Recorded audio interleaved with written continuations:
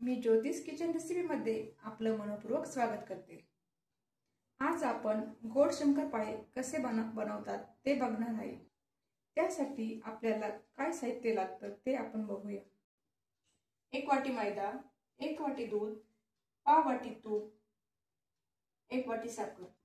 एका पातेल्यात 1 वाटी दूध, 1 वाटी साखर, साखर विरघळल्यानंतर त्यात पाव वाटी तूप। व्यवस्थित उकळी आल्यावर गॅस बंद करायचा। 1 वाटी मैदा, त्यावरती आपल्याला आवश्यक तेवढे मिश्रण टाकून पीठ व्यवस्थित मळून घेऊ। पीठ मळून झाले आहे। 5 मिनिटांसाठी झाकून ठेवायचे। 5 मिनिटांनंतर आपण पिठाचे व्यवस्थित गोळे तयार करून घेऊ। आपण जाडसर अशी पोळी लाटून घ्यायची। आपली जाडसर अशी पोळी लाटून झाली आहे। पोळीला आपण पाहिजे त्या आकारात कापून घेऊ शकतो।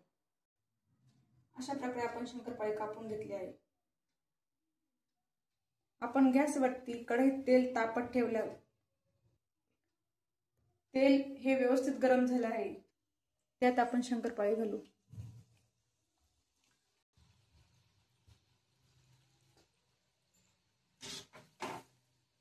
आपले शंकरपाळे पहा किती छान तळत आहे। आपले शंकरपाळे खूप छान प्रकारे तळले, किती छान फुगले आहेत बघा आपले शंकरपाळे।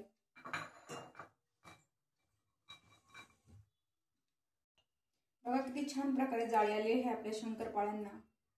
बघा आपले शंकरपाळे किती छान झाले, खुसखुशीत। अशा प्रकारे आपले गोड शंकरपाळी ची रेसिपी तुम्हाला आवडली असेल तर कमेंट करून सांगा।